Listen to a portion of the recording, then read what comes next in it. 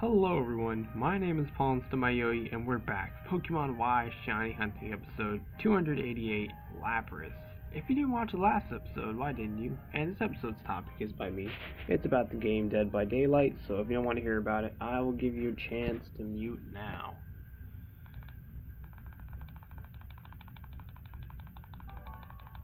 Alright, you had your chance, so pretty much, if I didn't already say it, is by me, and it is, do you only use specific characters, or do you make it random each time you play a new round?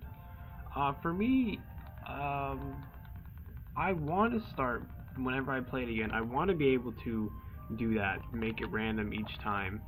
Um, but I also just, like, when I first started playing, the only one I would really pick that I thought was just the ultimate one to use was I forget his exact name, but he's pretty much known and he looks kind of like Glenn from The Walking Dead. I forget his name. It's like Mark something. I don't know. But he's pretty much the one who is like good at stamina and being agile and stuff like that. So that's why I like him a lot. Just so because that's the main reason you want to make sure you don't get hit at all from the killer. And you want to get away sneakily. But there's other cool characters like like I think it's only the black girl that like heals, like that's her special ability. And like I said with the Asian guy, he is like really fast. Um, and agile and all that. But the other ones, like some of them are good at like repairing the generators more and all that stuff. But I do want to do that. It's like, of course, I don't play. The only time I would most likely play is currently with my best friend at his house. But yeah, I want to do that. But I just like I said, it was like the first day of me playing. It wasn't even a full day, but it was like hours that me and my best friend played. Um, but yeah, I don't know. I would most likely now that when I go, I would probably like I'm so used to the game. Well, I probably would play like the first round playing as an Asian guy again, just so I can get used to playing it because it's like not all the time that me and my best friend hang out, but we hang out when we can on the weekends when we're able to. But anyway, but yeah, so I would probably do that just once, just to start it out, and then I would go for like random. I don't know how I would make it random. I guess, huh? Maybe I'll ask like I don't know. I don't know how I should make it random. I should just like try, just like close my eyes and just move the joystick like a bunch of times and just whatever lands on. I guess that works. Or unless there's literally a random button, which would be cool. That would be pretty cool. And I'll just make sure it's not the same one each time in a row. That would be interesting. Just so it would make more interesting because if I only use the Asian guy, yeah, it would just make it better to, be fast and all that. But I want to be able to try the different characters. And even if I used them before, I think it would be fun just to give it a more of a challenge. I'm not saying I'm super good at the game, but I'm pretty decent. I'm pretty crappy when it comes to timing the L1 for at least the PS4 controls. Pressing L1 whenever it randomly decides to show up. You hear the noise, but it's like so fast, especially if it's like late at night and your reflexes are kind of crap. Well, that's like it for me at least. And I just think I'm gonna get it, but sometimes you get so unlucky to where the generators are like so difficult to where you get like a back-to-back L1 action, and you didn't realize, and then the freaking generator gets taken down by like 15%, and it sucks because then you got to do all that over again. And then if it gets slow going up, it's just such a hassle. But it's still a fun game. I love the game so much just because of the suspense and all that. It's great. It's really great. But I'm curious to know if you just only use a specific character like I originally would do, or you would also be like me and just go random each time to see, give it more of a challenge so it's not the same each time. So yeah, I'm curious to know. But anyway, yeah, that's pretty much it for that topic. So before I get into talking about how my Yu-Gi-Oh duels were going, um, I want to say real quick.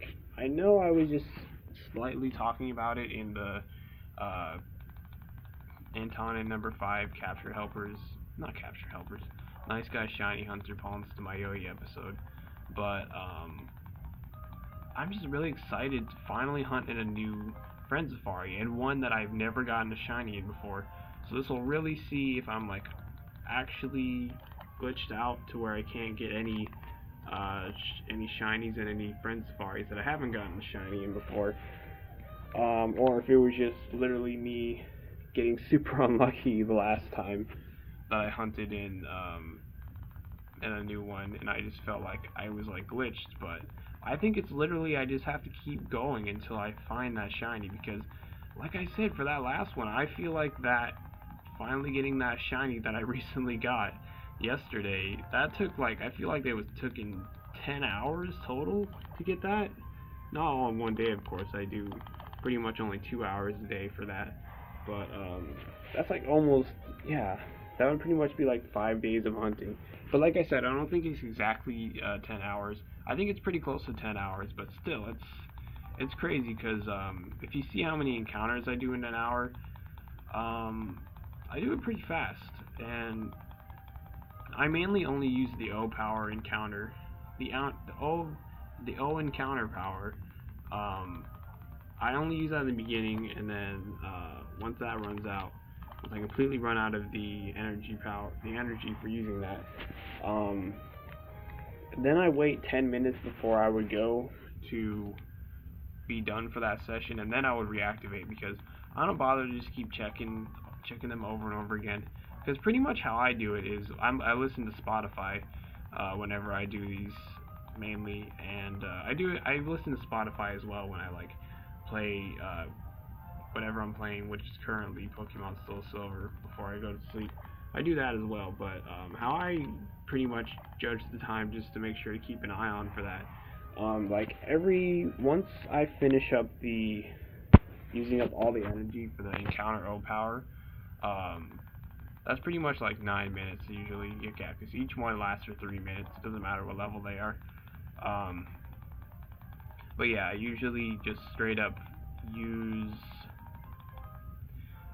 Yeah, because then I have to wait for another energy to be able to use the level 3 encounter power, because that takes 4 energy, and I'm pretty sure there's only 10 energy you can get maximum, so I'm pretty much only able to use, well, I am able to use 3, because the energy does replenish while the time goes by, but when I want to go for the third one, then I gotta do like a few encounters, or I just wait until a song is over and then I'll check it, and then after that, once that's all used up, pretty much every 4 songs, after the song that I was listening to when the energy ran out, every 4 songs I just check what time it is, just to see if I'm close, and that's pretty much how I make sure to stay on top of that, because I want to do my best to, of course, because like I said, the old encounter power makes it really good for encountering Pokemon. And yeah, if only I just really wish the white flute was in, because that would be so good. And I know you're probably saying, well, you can have a Pokemon with Illuminate, and that can make it even better. Since I'm gonna eventually want an Imposter Ditto on the team, I'm not gonna bother to even get that, because I already know those are the capture helpers that I want. So yeah. But anyway, because I just don't want to be used to that. But I wish there was just a white flute in the game. I'm sure you can transfer it over, but I don't really have much access to that, because I only have one DS. And yeah, so anyway. I'm curious. I wonder in Omega Ruby and Alpha Sapphire, if you can actually make the flutes like you can in the first games, like the Ruby, Sapphire, and Emerald. That would be really cool, because the flutes are very helpful. Even if you have a lot of money, it's just cool that you can have unlimited uses with those. It's really neat. And yeah, so that would be cool, because then maybe you can like transfer over, because there is sneaky ways to get items over without actually having to have another DS to do it. Of course, you gotta like pay for it, the Pokemon Bank, but you can just give the items to that Pokemon and just put it over to that game, and then yeah, bam. as long as that item exists in that game as well, like if you can get it, because of course you can't transfer like an Adrenaline Orb from Generation 7 to any game before that, because they didn't come out with that item before then, so yeah. But anyway, yeah, that would be cool, because like I said, the white flute, makes it more often that you would encounter Pokemon, so that just helps. So it's cool if you're trying to do encounters. So yeah. Oh, I almost completely forgot. So those days, the day, whatever day it was, before now, when I was talking about my Pokemon Sapphire team, I was like, what is the last team member? And then when I was eating later that day, I was like, oh my god, how did I not realize? It was my Mudkip, my starter. That was my sixth team member. And I was saying, like, that's why I was saying, even though it's like the same type of Pokemon, I was saying because Mudkip's a water type and Surskit is also a water type, I didn't count that because Surskit eventually becomes either bug flying or water flying because it evolves in the Masquerain, of course, if you didn't already know. But yeah, I didn't count that because it has a different typing to where I would want to have that. And it's the same with the whole Ninjask thing. I have Shedinja mainly because. Oh wait, no. Okay, Masquerain is mainly on the team as well. Is because that it's that bug type. So that's the bug type of the team. Even though Shedinja and Ninjask are both bug types, I have them because Shedinja is a ghost type and Ninjask is a flying type. So even though they were all bug types as well, they have secondary different typing that I want. So that's why I'm counting them on the team. Because normally you wouldn't see unless there was literally no other Pokemon left for me to train in the game that I haven't already used. You wouldn't see me use like, say like a what's just a normal fire type? You wouldn't see me use a Magmar and a Ninetales on the same team. Like I said, unless I literally don't have any other Pokemon that I haven't trained already to use in that game. You wouldn't see them the same type like on the same team because I just want to keep it diverse.